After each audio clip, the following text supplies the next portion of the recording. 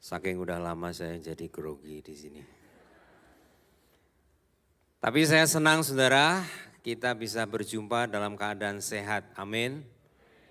Itu adalah satu kasih karunia dan anugerah yang Tuhan beri kepada setiap kita. Kalau dulu orang bilang sehat itu sesuatu yang normal, tapi hari ini saya bilang orang bisa sehat itu anugerah yang melimpah. Amin. Kita masih diberi kekuatan, berarti Tuhan punya rancangan yang baik. Nah Bapak Ibu sekalian, saya bersyukur kalau di tempat ini di tahun 2023 mengadopsi tentang pemuritan di dalam keluarga Allah. Karena saya percaya keluarga itu adalah tempat di mana Tuhan mau bertahta. Tuhan mau berkarya, Tuhan mau memakai setiap kehidupan kita. Pengertian keluarga di sini bukan hanya sekedar keluarga kita secara fisik ya, tetapi bicara juga keluarga rohani. Siapa di sini yang sudah ikut Komsel? Ada yang belum? Saya encourage, saya dorong supaya kita punya keluarga. Kalau enggak kita perlu membangun satu komunitas yang sehat ya. Nah hari ini topik yang saya sampaikan adalah parenting itu sebuah beban atau sebuah sukacita. Setiap kita mungkin pernah ngalamin dua-duanya ya, kadang kita ngalamin beban, kadang kita ngalamin sukacita. Tetapi saya mau katakan bahwa parenting di dalam Tuhan adalah blessing. Amin. Apapun kondisi kita hari ini kita mau katakan mendidik anak adalah berkat dari Tuhan. Kenapa saudara? Karena firman Tuhan sendiri mengatakan bahwa setiap anak itu berharga di mata Tuhan. Next slide. Yang pertama saya mau sampaikan bahwa rancangan Tuhan itu sempurna untuk setiap kehidupan kita. Firman Tuhan berkata bahwa tulang-tulangku tidak terlindung bagimu. Ketika aku dijadikan di tempat yang tersembunyi dan aku direkam di bagian bumi yang paling bawah. Matamu melihat selagi aku bakal anak dan dalam kitabmu semua itu tertulis hari-hari yang akan dibentuk sebelum ada satupun daripadanya. Luar biasa saudara. Bahkan sebelum kita lahir pun Tuhan sudah tahu tentang kehidupan kita. Jadi itu sangat berharga. Tidak ada kehidupan kita yang tidak berharga. Itu adalah tipuan daripada iblis. Saya percaya setiap kita ada dalam kondisi apapun di mata Tuhan itu berharga.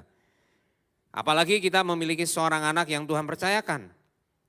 Anak itu adalah punyanya Tuhan. Karena ketika kita punya konsep anak bukan punya Tuhan, punya saya dilahirkan lewat rahim istri saya dan sebagainya, kita akan punya sikap yang berbeda. Kita akan punya keinginan untuk memiliki. Kita punya keinginan ketika kita menjadi tua, kemudian anak-anak itu merawat. Itu satu pikiran yang normal, wajar. Tetapi ketika kita berpikir bahwa anak itu punya Tuhan, maka kita harus fokus kepada siapa yang memiliki anak itu, yaitu Tuhan sendiri. Di dalam Mazmur 127 ayat 3 dikatakan, sesungguhnya anak-anak lelaki adalah milik pusaka daripada Tuhan dan buah kandungan adalah satu upah. Ada dua kata penting yang saya highlight. Yang pertama adalah milik pusaka, sesuatu yang sangat berharga, yang dijaga, yang menjadi satu kebanggaan, itu milik pusaka. Lalu yang kedua ada kata satu upah. Jadi sesuatu upah itu diberikan karena kita bekerja, berkarya. Sesuatu yang baik yang Tuhan berikan. Ya, saya percaya saudara bahwa anak-anak yang diberikan oleh Tuhan, baik itu anak jasmani kita atau mungkin anak-anak rohani kita, itu adalah satu upah pekerjaan yang baik. Oleh sebab itu kita punya satu kerinduan. Supaya anak-anak ini boleh dipercayakan kepada Tuhan untuk kita didik dengan cara yang Tuhan mau kita lakukan. Tujuan hidup seseorang anak itu selalu berkaitan dengan potensi seorang anak. Calling itu akan berrelasi dengan talenta saudara. Talenta yang terbesar dalam hidup kita itu menentukan bagaimana panggilan hidup kita. Yang kedua adalah identitas. Bicara tentang mengenai apa yang kita bisa wariskan. Oleh sebab itu orang tua, warisan yang paling besar yang kita bisa berikan kepada anak-anak kita adalah iman mengenal Tuhan. Tidak ada yang lebih besar saudara. Karena yang namanya posisi kita akan hilang, harta kita akan habis, tetapi iman itu membawa kepada kekekalan. Kita ingin memberikan, mewariskan itu menjadi identitas kehidupan setiap anak-anak, termasuk anak-anak rohani, anak-anak jasmani. Sesuatu yang paling berharga adalah memberi identitas bahwa dia adalah milik Tuhan. Karena setiap kita di mata Tuhan adalah orang berdosa.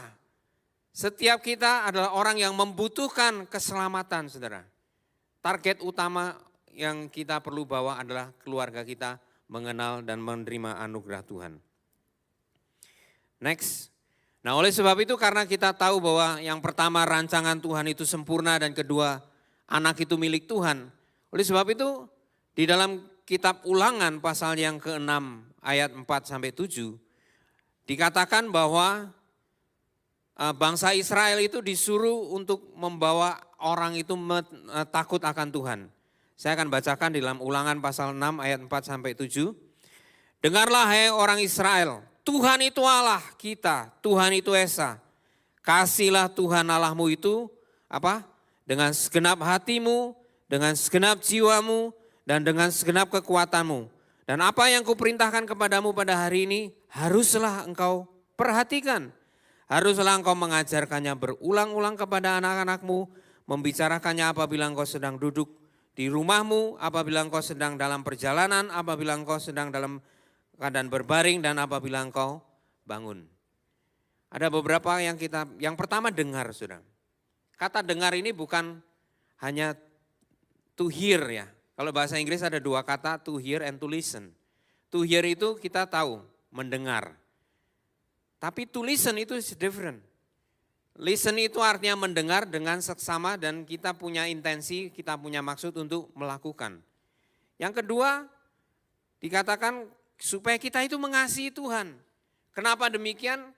Karena mengasihi Tuhan itu adalah, kita semua adalah miliknya Tuhan. Dengan segenap hati, segenap jiwa, dan segenap artinya keseluruhan hidup kita. Itu kita perlu mengasihi Tuhan. Nah, caranya gimana? Mengajar dan membicarakannya berulang-ulang. Nah, ini yang perlu saya tekankan. Jadi mengajar, membicarakan berulang-ulang. Kenapa? Karena manusia itu cenderung lupa. Benar? Saya bisa tes nanti ketika kita keluar dari tempat ini yang masih ingat khotbah itu. Mungkin sangat sedikit. Oleh sebab itu saya membiasakan diri kalau saya datang kebaktian saya nyatet, saudara. Kenapa? Karena kalau saudara dengar itu pasti akan keluar ruangan ini hilang semua, saudara. Tapi kalau nyatet lalu kemudian nanti besok di YouTube-nya didengar lagi, itu paling tidak kita akan punya satu kebenaran yang kita renungkan, saudara. Penting untuk kita lakukan itu. Oleh sebab itu membicarakan, mengajarkannya berulang-ulang. Di dalam kondisi seperti apa? Dalam momen hati itu terbuka. Nah, hati terbuka itu ada empat poin yang disampaikan di sini. Waktu kita sedang dalam perjalanan, waktu kita sedang makan, waktu kita sedang bangun tidur atau mau tidur. 4 momen ini penting, saudara. Karena di dalam 4 momen itulah kita bisa terbuka hatinya dan impartasi kebenaran-kebenaran firman itu menjadi sesuatu yang indah. Kami coba membiasakan diri di dalam keluarga kami adalah punya waktu teduh. Meskipun anak-anak sudah besar punya waktu yang terpisah dan berbeda. Kita kadang melakukannya dengan online, saudara. Dengan cara seperti itu kita mencoba menjaga. Supaya kita tetap punya waktu untuk bersama-sama kita sharing. Nah, ayat-ayat yang kita baru baca ini itu disampaikan Musa, diingatkan kepada bangsa Israel terutama adalah laki-laki, ayah, pria, yaitu supaya mereka itu melakukan ini, saudara. Tapi ternyata hasilnya luar biasa. Luar biasa mengagetkan, saudara. Kita berharap ketika bangsa Israel itu dipimpin oleh Tuhan, dilatih oleh Tuhan, diperintahkan oleh Tuhan, mereka menjadi pribadi atau menjadi keluarga atau bangsa yang baik, yang mengabdi kepada Tuhan. Ternyata tidak, saudara. Nah, di dalam kitab Hakim-Hakim next, ternyata Israel itu enggak setia. Di dalam Hakim-Hakim pasal kedua ayat 7, 10 dan 11 dikatakan demikian. Dan bangsa itu beribadah kepada Tuhan sepanjang zaman Yosua. Dan sepanjang zaman para tua-tua yang hidup lebih lama daripada Yosua. Dan yang telah melihat segenap perbuatan yang besar yang dilakukan Tuhan bagi orang Israel. Nah, setelah seluruh angkatan itu dikumpulkan kepada nenek moyangnya, artinya mati, bangkitlah sesudah itu apa? Angkatan lain yang tidak mengenal Tuhan ataupun perbuatan yang dilakukannya bagi orang Israel. Lalu orang Israel itu melakukan apa yang jahat di mata Tuhan dan mereka itu beribadah kepada para Baal. Tadi kita baca di slide sebelumnya, bangsa Israel disuruh melakukan itu. Melakukannya berulang-ulang, membicarakan, mengajarkan. Tetapi kenyataannya saudara, baru satu generasi, yaitu generasi Yosua, setelah mati, para tua-tua yang ada mati, mereka bangkit angkatan yang lain. Jadi ternyata saat zaman Yosua itu mungkin orang tua melakukan bagiannya. Tetapi ada hal yang menarik, yaitu kata melihat saudara. Melihat itu menyaksikan, artinya mengalami saudara. Jadi mungkin bangsa Israel, para ayah, para laki-laki melakukan bagiannya, ritual mereka. Tetapi tidak sampai mereka itu mengenal Tuhan. Jadi pengenalan akan Tuhan ini penting saudara. Artinya apa? Apa yang kita ajarkan, apa yang kita bicarakan kita harus alami. Pengalaman hidup yang kita bagikan itu yang mengubah manusia mengenal Tuhan. Firman yang kita tahu dan kita baca, kita sebagikan itu baik. Untuk pengetahuan, untuk kita mengenal Tuhan lewat pikiran kita. Tetapi apa yang ada dalam pikiran itu kalau tidak kita alami dan kita bagikan, itu tidak akan memberikan impact dan dampak yang kekal saudara. Oleh sebab itu, mari setiap kita mengalami Tuhan. Nah caranya gimana? Merenungkan. Kembali saya ingatkan, mencatat saudara. Mencatat itu satu hal yang penting. Karena kita itu gampang lupa. Apa yang kita dengar, apa yang kita lihat, lupa. Oleh sebab itu Tuhan perintahkan catat. Supaya dengan kita mencatat kita bisa ingat lagi apa yang kita sampaikan. Nah akibatnya apa saudara? Karena tidak mengalami, mereka itu melakukan yang jahat. Mereka menyembah Baal. Kesimpulannya itu adalah supaya kita itu bisa membawa pengenalan akan Tuhan itu sesuatu yang real di mata anak-anak kita atau anak rohani yang kita sedang didik. Nah jadi kembali kepada pertanyaan awal. Mendidik itu berkat atau sebuah beban? Kalau hari ini saudara jawab itu satu beban, mari hari ini engkau buka hati supaya Tuhan memakai momen ini atau firman Tuhan ini supaya kita memahami bahwa mendidik itu adalah satu berkat yang kekal saudara. Nah parenting itu kita mendidik ya, itu pasti kita didik, betul ya. Pola kita mendidik itu kita pasti dapat dari orang tua kita. Nah kemudian kita praktekkan dalam kehidupan kita. Lalu kemudian nanti akan dipraktekkan oleh anak-anak kita saudara. Nah kalau kita mendapatkan parenting yang baik, puji Tuhan. Tapi saya ingin sampaikan bahwa kita perlu membagikan terus kepada anak-anak kita hal-hal yang baik tentang bagaimana mendidik anak-anak kita. Karena banyak sekali seperti ini saudara.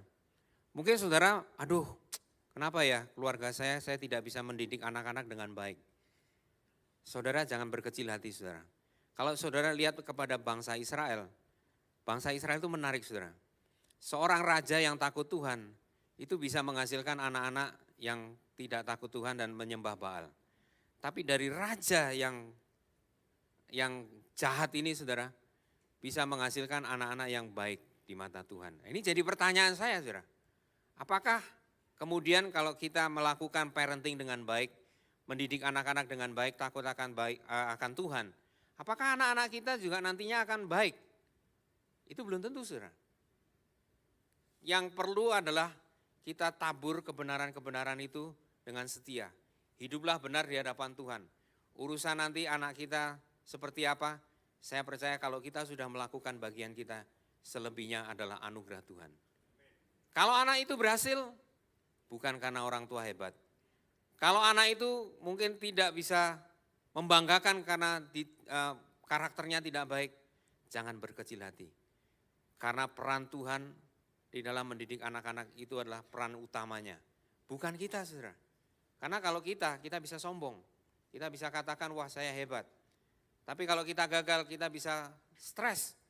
Jangan, saudara. Mari kita melakukannya dengan baik karena kita melakukannya untuk Tuhan.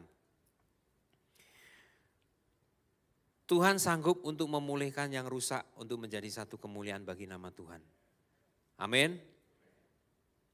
Kita punya pengharapan karena di dalam Tuhan segala sesuatu Tuhan bisa pakai untuk menjadi kemuliaan bagi nama Tuhan. Anak-anak remaja kita ini kadang cepat tumbuh ya, cepat besar. Kadang mereka juga pengen cepat-cepat keluar rumah. Itu satu indikator ada sesuatu yang kurang beres dalam kehidupan kita. Tapi jangan berkecil hati, saudara. Karena seorang anak remaja itu masuk di dalam masa-masa peralihan. Saya mengalami secara konsisten ya, saya mau sampaikan bahwa ketika seorang anak itu masuk di dalam usia remaja, masuk di SMP, SMA, itu masa turbulensi, masa perubahan. Ketika mereka masih kecil, masih SD, TK, itu mereka adalah anak-anak yang baik. Anak-anak yang taat, anak yang mau dengar, kelihatannya seperti itu ya saudara. Memang betul lakukan itu. Tetapi ketika masuk di dalam masa-masa remaja, kita mulai kaget. Tiba-tiba dia disuruh kemudian menentang. Bertanya, kenapa?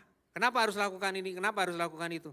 Dan kadang teman itu lebih dia dengar daripada papa mamanya. Padahal papa mamanya yang membiayai dia sekolah, yang memberikan dia makan, memberikan semuanya. Tetapi teman lebih didengar. Saudara jangan kaget karena itu satu proses alami. Karena seorang anak mau masuk menjadi dewasa, dia mau punya identitas dirinya sendiri. Nah, oleh sebab itu kita sebagai orang tua kita harus tahu kebutuhan.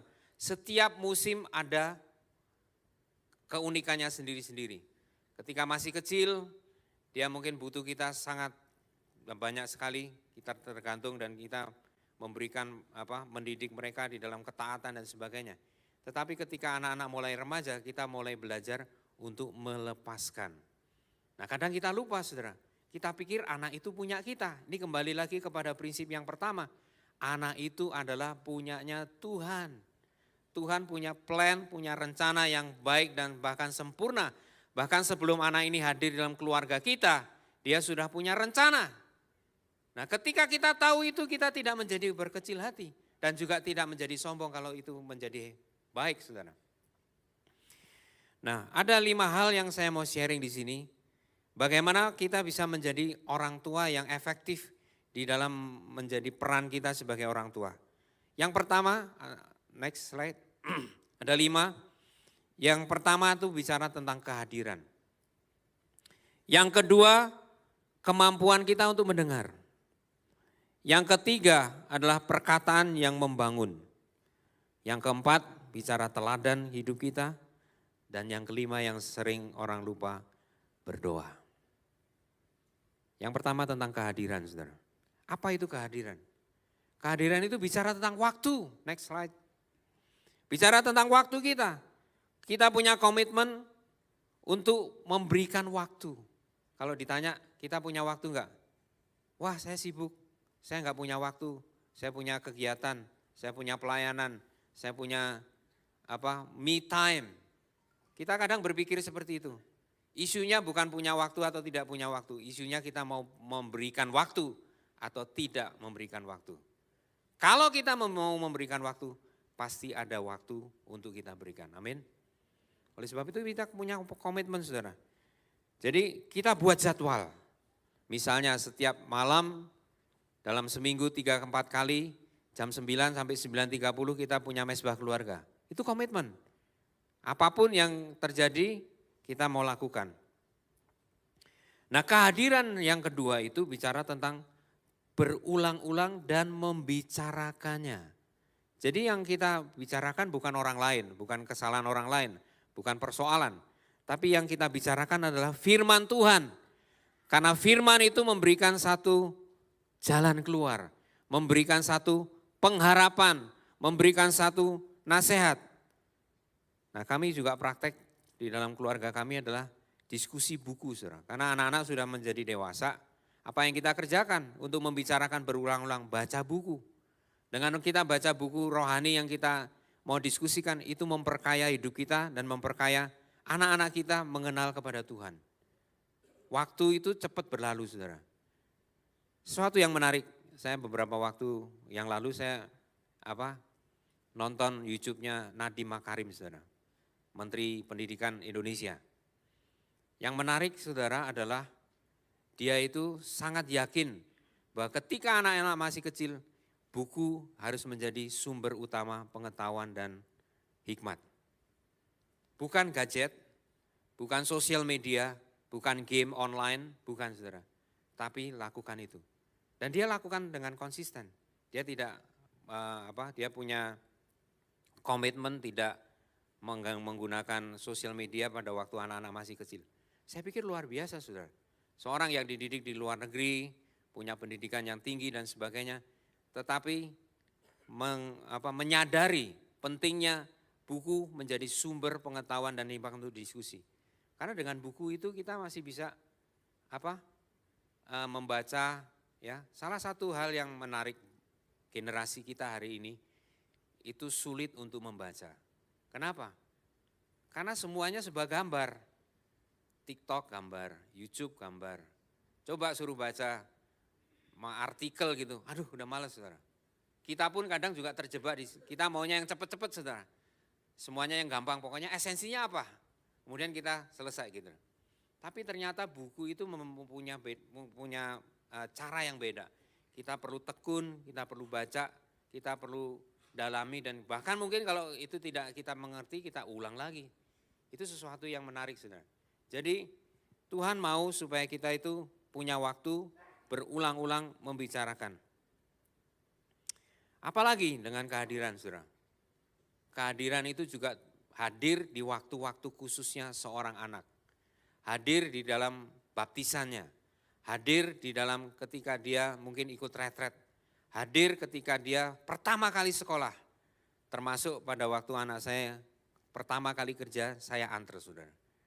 Saya percaya itu sesuatu yang memberikan impact kepada kehidupan anak-anak kita.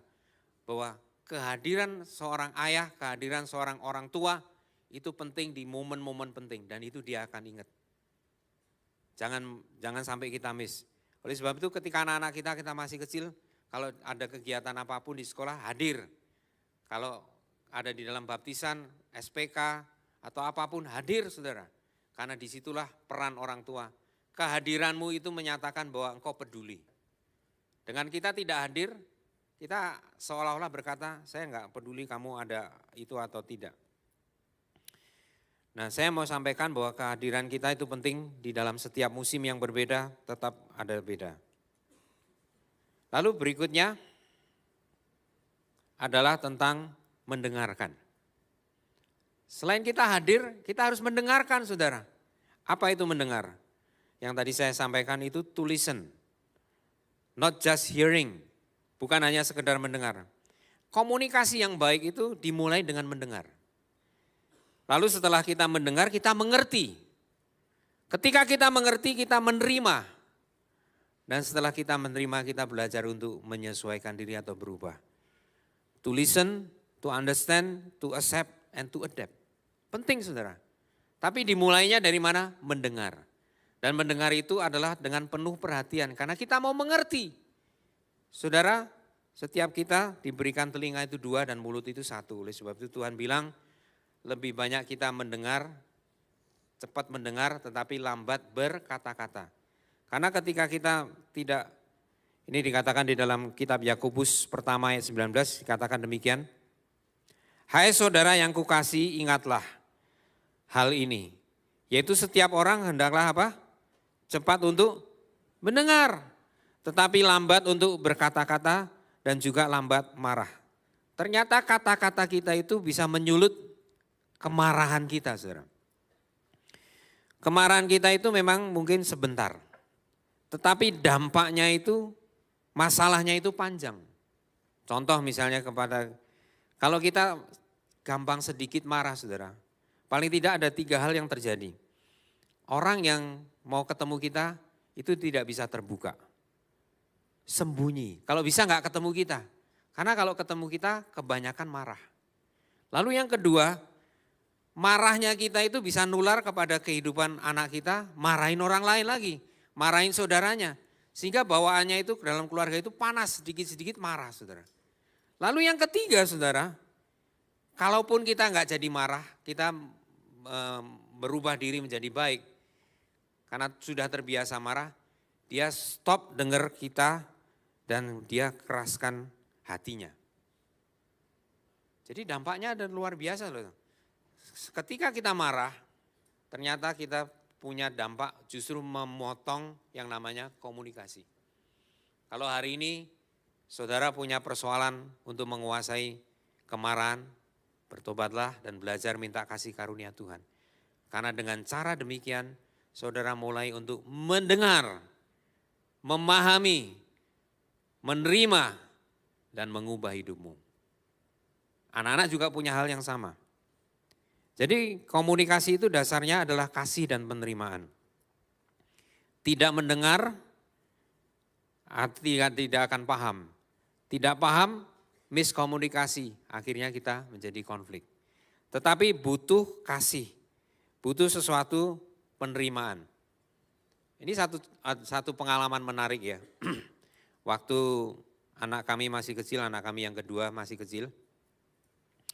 Istri saya itu menemukan dia dulu bukan HP-nya masih bukan yang seperti sekarang, tapi HP-nya itu masih HP Nokia saudara.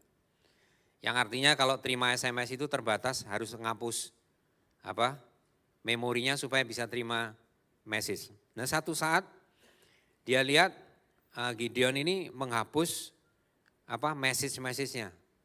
Kalau kita melihat seperti itu, pikiran pertama kita apa? Wah ini pasti ada yang disembunyikan kan? Kenapa perlu dihapus? Nah ternyata ketika ditanya lebih lanjut, kenapa nggak boleh dihapus? Dia jawabnya begitu kan, seolah-olah nantang kan. Loh kok dihapus? Loh kenapa nggak boleh dihapus? Nah ternyata saudara, HP Nokia jadul waktu itu nggak bisa terima WA atau nggak bisa terima message kalau nggak dihapus, memorinya penuh saudara. Nah kalau pada waktu itu istri saya responnya itu marah, maka next dia tidak akan lagi bisa terbuka kepada kita. Tapi pada waktu itu kemudian itu komunikasi terjadi dan itu indah saudara. Jadi kadang hal-hal kecil tetapi ketika kita marah itu akan membuat komunikasi terputus sehingga kita tidak lagi bisa menjangkau hati seorang anak. 4 momen tadi yang saya bilang, pada waktu bangun tidur, pada waktu pergi, pada waktu makan, pada waktu mau tidur.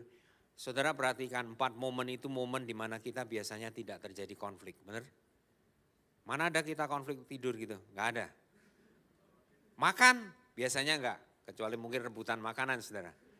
Tapi umumnya saudara pada waktu kita pergi, pada waktu kita sama jalan, itu kita enjoy. Dan di situ adalah waktu-waktu yang terbaik untuk kita sharing. Jalan pagi bersama, ya kan, itu sesuatu yang menarik. Kita enjoy semuanya, lingkungan kita senang menikmati. Lalu kemudian kita berkata-kata, itu sesuatu yang indah saudara. Ketika kita praktekkan, kita sedang investasi kepada kehidupan anak-anak kita. Jadi kehadiran, kemudian mendengar. Lalu kemudian kalau mendengar itu selalu berkaitan dengan kata-kata. Poin berikutnya adalah mengucapkan kata-kata kehidupan. Karena kata-kata kita itu bisa membangkitkan kehidupan seseorang, tapi juga bisa membuat kehidupan seseorang itu menjadi runtuh. Nah di dalam Amsal pasal 15 ayat keempat ini menarik. Lidah yang lembut adalah pohon kehidupan, tetapi lidah curang melukai hati. Nah saya coba, apa sih maksudnya lidah lembut itu? Dalam bahasa Inggrisnya itu gentle tongue. Sesuatu lidah yang bijak. Jadi lidah yang bijak itu adalah pohon kehidupan. Nah bagaimana kita supaya bisa punya kata-kata yang baik? Itu dari perbendaharaan hati kita. Makanya di dalam kitab Lukas dikatakan, orang yang baik mengeluarkan barang yang baik dari perbendaharaan hatinya yang baik. Dan orang yang jahat mengeluarkan barang yang jahat dari perbendaharaan hatinya yang jahat. Karena yang diucapkan mulutnya meluap dari hatinya. Jadi kalau kita mau melatih sebagai pribadi orang tua yang memperkatakan kehidupan saudara, apa yang kita perlu? Isilah hatimu dengan perbendaharaan kata-kata yang baik. Dari mana? Kebenaran firman. Dari perenungan firman. Dari memperkatakan firman. Di kamar mandi kami itu istri saya tempel ayat-ayat untuk diingatkan. Jadi setiap kali dia sikat gigi, dia lihat ayat, dia mencoba menghafal ayat. Dan saya percaya ayat-ayat yang dihafal masuk di kepala itu ketika ada masalah, ada problem yang kita hadapi, ada persoalan, langsung muncul dan itu akan menjadi hikmat. Menguatkan kita, menasehati kita dan sebagainya. Jadi perlu kata-kata yang membangun. Kamu ini bisa. Setiap masalah kamu pasti bisa melaluinya. Dan selalu ada penyertaan Tuhan. Itu kata-kata yang positif yang kita perlu katakan. Karena kata-kata itu menabur kehidupan. Di dalam kehidupan ini kita ada proses menabur dan menuai. Pertama lewat perkataan kita, lewat pikiran kita, lewat perbuatan kita. Cara kita terus menabur. Kata-kata kita kontrol dengan baik. Pemilihan kata-kata, intonasi penting saudara. Bahasa tubuh penting, karena bahasa tubuh dengan intonasi itu 97% daripada komunikasi. Pesannya cuma 3%. Dengan intonasi yang tinggi mengkomunikasikan bahwa saudara sedang marah. Lalu mata yang tidak melihat orang yang diajak komunikasi sedang mengkomunikasikan saya tidak peduli. Posisi tubuh yang seenaknya, yang menyender dan sebagainya. Artinya kita mengkomunikasikan tidak serius. Nah saudara, di dalam kata-kata yang membangun, kita perlu memilih kata-kata yang tepat, intonasi yang tidak tinggi dan bahasa tubuh yang sesuai saudara. Termasuk kita memberikan konfirmasi. Amati anak-anak kita, amati pasangan kita, amati anak-anak kita yang sudah besar. Ketika dia melakukan hal yang baik, puji dia, konfirmasi. Aku seneng loh ketika tadi ada di gereja, kamu kasih salam kepada om itu. Lalu dia mulai berpikir, oh ternyata dihargai, dilihat, dikonfirmasi. Lalu ketika misalnya sedang makan, nawarin orang yang lebih tua makanan. Nak, tadi papi lihat kamu itu sopan, menghargai orang tua. Apa yang akan terjadi dalam pikiran dia? Itu dia akan simpen dan itu akan dia lakukan. Karena pada prinsipnya manusia itu suka dipuji. Di sini ada yang nggak suka dipuji? Itu bukan manusia berarti. Karena setiap manusia pasti suka untuk dipuji. Karena itu merupakan konfirmasi bahwa apa yang dilakukan itu cocok, baik, memberkati. Nah oleh sebab itu setiap kita pun ingin dipuji. Anak kita pun suka dipuji. Tapi bukan untuk membuat sesuatu dia menjadi sombong, bukan. Tapi mengkonfirmasi apa yang baik yang dia kerjakan. Jadi isilah hidup kita dengan perbendaharaan kata yang baik. Nah nextnya adalah bicara tentang teladan ilahi. Ini yang menurut saya susah untuk dikerjakan. Apalagi kalau kita jatuh bangun di dalam dosa saudara. Tapi jangan berkecil hati, sekali lagi saya ingin berkata. Bahwa Tuhan itu penuh dengan belas kasihan dan kasih anugerah. Bisa mengubah karakter kita yang tidak baik menjadi sesuatu berkat nantinya ketika kita mengalami. Di dalam kitab Yohanes ini prinsip yang kita belajar daripada Yesus sendiri katakan seperti ini. Maka Yesus menjawab ke mereka kepada murid-muridnya katanya, aku berkata kepadamu, sesungguhnya anak itu tidak dapat mengerjakan sesuatu dari dirinya sendiri. Jikalau apa? Dia tidak melihat Bapa mengerjakannya. Sebab apa yang dikerjakan Bapa itu juga yang akan dikerjakan oleh Yesus. Jadi prinsip ini penting saudara. Kita sebagai bapak rohani atau bapak jasmani itu akan dilihat. Karena bicara tentang teladan itu bukan diajar tetapi dipraktekkan. Jadi bukan apa yang kita katakan yang akan ditiru tetapi apa yang kita lakukan itu yang akan ditiru oleh anak kita, orang lain yang kita muridkan. Jadi orang tua itu harus menjadi gambaran pertama tentang Tuhan, itu penting. Ketika seorang anak masih kecil, dia belajar dari mana tentang Tuhan? Dari orang tua. Orang tua itu adalah papa dan mama. Dan papa dan mama Tuhan berikan karakteristik yang berbeda, saudara. Seorang papa itu bicara kepala yang punya otoritas. Seorang mama adalah penolong yang punya kasih yang mengayomi. Nah, kalau dia kehilangan salah satu atau dua-duanya, maka dia tidak punya pegangan gambaran tentang Bapa, tentang Tuhan. Kalau itu rusak, maka gambaran Tuhan juga menjadi rusak. Yang kedua tentang cerminan karakter Tuhan.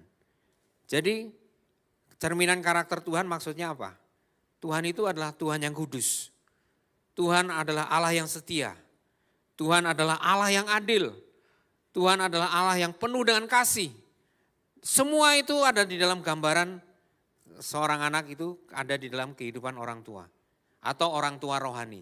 Bersyukurlah kalau kita punya banyak anak-anak rohani yang dimana kita bisa memberikan impact. Karena satu hari nanti kita ketemu di surga. Dulu papa memberikan satu teladan yang baik. Saudara, akhir tahun ini saya menghadiri salah satu layat yang menurut saya memberikan impact yang sangat besar. Usianya 97 tahun, anaknya 6, cucunya belasan dan cicitnya puluhan, saudara. Di usia 97 tahun suami istri masih ada, itu satu berkat. Itu kerinduan kita juga, saudara. Sampai masa tua pun kita bisa tetap melayani Tuhan. Dan hadir pada waktu itu, saudara, cukup lama waktunya. Tapi setiap kali hadir isinya cuma khotbah, kebaktian, menyembah Tuhan, memuji Tuhan. Dan sesuatu yang menarik di dalam ketika momen-momen terakhirnya itu anak cucu semua kumpul. Poin saya yang mau saya sampaikan sini, saudara. Teladan ilahi itu penting, saudara. Setiap orang katakan apa ketika kita satu hari dipanggil oleh Tuhan. Itu menjadi sesuatu kerinduan kita. Saya berharap ketika saya mungkin dipanggil Tuhan, orang berkata, he is the godly man. Orang akan berkata seperti itu. Jangan, wah ini gue sama ini orang ditipu melulu. Wah itu jadi kutuk, saudara. Tapi saya percaya, saudara, di sini kita akan berubah. Di sini kita akan mengalami Tuhan dan kita akan berkata bahwa hidup ini sudah menjadi berkat. Nah Paulus Paulus berkata, jadilah pengikutku sama seperti aku juga jadi pengikut Kristus. Jadi kita menjadi teladan, kita menjadi orang yang memiliki integritas, itu penting. Ada satu kata-kata penting ya, teladan itu adalah bicara tentang ketulusan dan bukan kesempurnaan. Kalau kita sudah bicara teladan, kadang kita pikir, aduh teladan apa yang saya bisa kasih ke orang lain? Teladan apa yang saya bisa berikan kepada anak-anak saya? Wah saya orang yang gagal. Saudara, kita harus percaya bahwa teladan itu bicara tentang ketulusan. Di mana kita menyadari itu dan kita mau berubah, di situ Tuhan bisa pakai kutuk menjadi berkat. Hidup yang rusak bisa menjadi berkat. Oleh sebab itu saya percaya di dalam Tuhan itu indah, saudara. Apapun yang menjadi kondisi kita, kita bisa dipakai untuk menjadi berkat.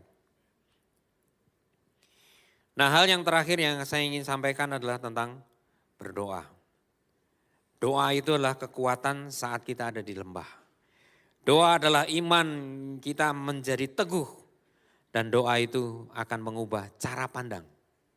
Doa tidak mengubah situasi, tapi doa mengubah cara pandang kita melihat situasi. Ketika kita mendoakan sesuatu, yang dirubah itu siapa? Hati kita, saudara. Hati kita berubah, maka sisi kita melihat itu berubah.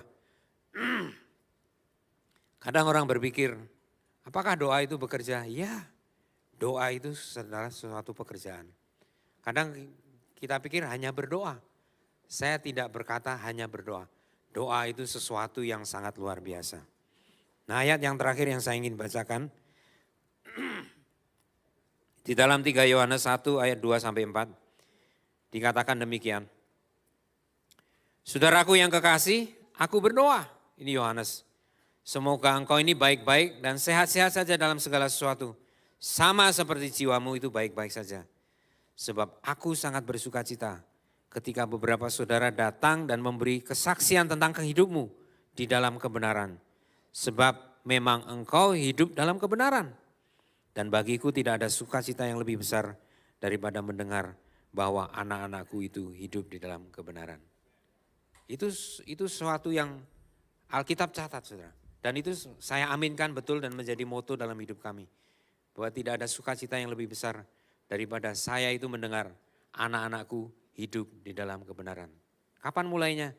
Lakukan parenting dengan benar.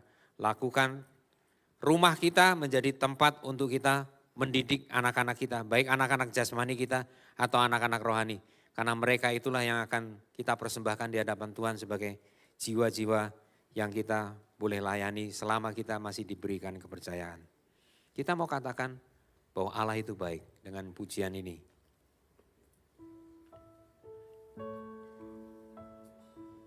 Kalamana syanati kalama.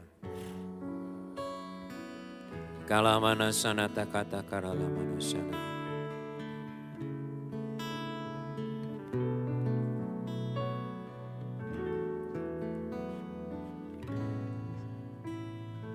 Silakan.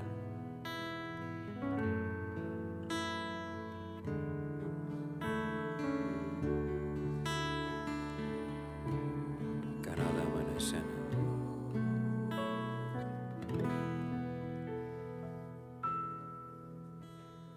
Dari semula telah kau tetapkan Hidupku dalam tangan-Mu, dalam rencana-Mu Tuhan. Rencana indah telah kau siapkan bagi masa depanku yang penuh harapan.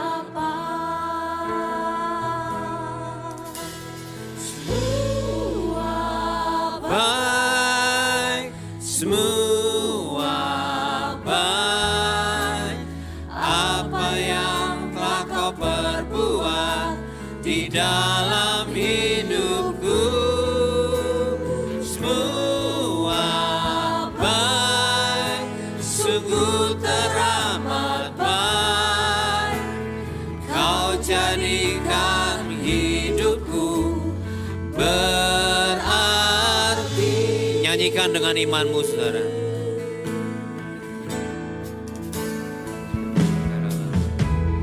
Dari semula Bahwa dari semula telah kau tetapkan Tuhan menetapkan kehidupan kita sesuatu yang baik. hidupku dalam tangan-Mu, dalam rencana-Mu Tuhan. Rencana indah Yes, telah kau siapkan bagi masa depanku yang penuh harapan. Katakan. Semua baik, semua baik. Apa yang telah kau perbuat di dalam hidupku, semua baik, sungguh teramat baik. Kau jadikan hidupku berarti. Katakan satu kali lagi, semua baik. Semua baik, semua baik. Apa yang telah kau perbuat di dalam hidupku, semua baik, sungguh teramat baik. Kau jadikan hidupku berarti. Kau jadikan hidupku berarti. Kau jadikan hidupku berarti. Amin. Berapa banyak Bapak Ibu, Engkau punya pergumulan dengan anak-anak. Mari pada pagi ini kita membawa mereka ke dalam tangan Tuhan. Engkau yang punya pergumulan, anak-anakmu memberontak, anak-anakmu tidak mentaati firman, apapun yang terjadi di masa lalu, hari ini kita mau sadari dan kita mau bangkit bersama Tuhan. Mari engkau yang punya pergumulan, bolehkah taruh tangan di dada? Tuhan, tilik keluargaku, lawat keluargaku, pulihkan keluargaku Tuhan. Mari berapa banyak saudara, kau sedang bergumul, anakmu mungkin makin lama makin tambah besar, tapi mereka belum mengalami Tuhan dalam hidupnya. Mereka belum mengalami pertobatan yang sejati. Itu menjadi kerinduan setiap orang tua, melihat anak-anaknya hidup di dalam iman kepada Tuhan Yesus. Mari siapa lagi saudara? Tuhan, tilik setiap kami, lawat kami Tuhan pagi ini. Ampuni kalau kami sempat salah dalam mendidik anak. Ampuni kalau kami di masa lalu melukai anak kami. Lewat teladan buruk yang kami lakukan, sehingga anak kami mungkin simpan kekecewaan. Oh Tuhan, ampuni kami Tuhan. Pulihkan keluarga kami. Mulai dari diri kami orang tua yang mau bertobat, orang tua yang mau bersepakat dengan Tuhan. Kami bawa anak-anak kami Tuhan. Selamatkan keluarga kami. Selamatkan Tuhan. Pulihkan keluarga kami. Urabataka sikar alawalawuna. Mari sebut nama anakmu di hadapan Tuhan. Sebut namanya. Bawa nama anakmu ini. Serahkan Tuhan. Dia milikmu Tuhan. Anakku milikmu Tuhan. Bawa dia kembali kepada Tuhan, rancangan Sang Pencipta. Rancangan Sang Pemilik hidupnya Tuhan. Untuk dia boleh sungguh-sungguh ada di dalam Engkau Tuhan. Yes Lord. Kuralabataka sikaralabanama. Kami rebut setiap anak-anak kami dari semua cengkeraman musuh yang menipu mereka, yang menyeret mereka Tuhan. Kami rebut mereka dalam roh, dalam doa-doa kami Tuhan. Dan kami mau Tuhan mengalami Tuhan pemulihan hubungan dengan anak-anak kami. Kami berdoa jangan sampai ada satupun anak-anak dari umat Tuhan di tempat ini Tuhan, yang terhilang, yang meninggalkan Tuhan, yang hidupnya hancur. Kami rebut mereka dalam nama Yesus Tuhan. Makasih ya Bapa, makasih Tuhan. Kita mau teguhkan doa kita ini dengan perjamuan kudus. Bapak Ibu yang belum sempat menerima roti dan anggur, bolehkah angkat tanganmu? Dimanapun kau duduk, boleh usher perhatikan. Kalau ada boleh ditolong. Bagi yang sudah menerima, kita siapkan bangkit berdiri.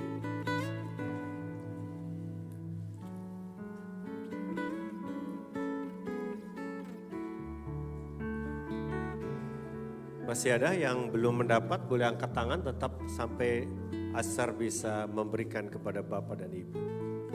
Makasih Tuhan. Oke, ada semua? Bolehkah kita pegang roti di tangan kanan kita? Tuhan, ini adalah tubuh-Mu ya Tuhan. Tubuh Kristus yang telah menyerahkan nyawanya di Golgota bagi penebusan dosa-dosa kami. Dan kami saat ini dibenarkan karena anugerah, karena darah Yesus. Tuhan, kami dilayakkan menjadi anak-Mu juga Tuhan. Oh, jadi umat tebusan-Mu ya Bapa. Ketika kami Tuhan memegang roti ini, kami juga ingat keluarga kami Tuhan. Satukan seluruh keluarga kami menjadi tubuh Kristus. Menjadi orang-orang percaya di dalam Tuhan. Seiman, mengalami kelahiran baru dalam Kristus Yesus Tuhan. Mari kami bawa keluarga kami juga Tuhan. Kalau ada luka-luka dalam keluarga kami, lewat perjamuan kudus ini Tuhan, kami mengakui dan kami bertobat. Kami mengambil komitmen Tuhan, memulihkan keluarga kami bersama Engkau ya Bapa. Kasih karunia-Mu memampukan kami. Lewat perjamuan kudus pada pagi ini, semua keluarga demi keluarga diselamatkan. Semua keluarga demi keluarga dipulihkan ya Bapa. Kami serahkan sepenuhnya hidup kami dan keluarga kami ke dalam tangan-Mu. Mari kita makan di dalam nama Yesus Kristus.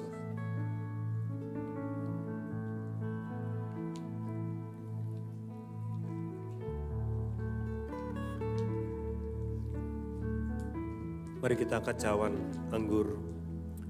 Terima kasih Tuhan. Inilah darah-Mu Yesus Kristus yang telah tercurah bagi kami. Darah-Mu mengampuni kami.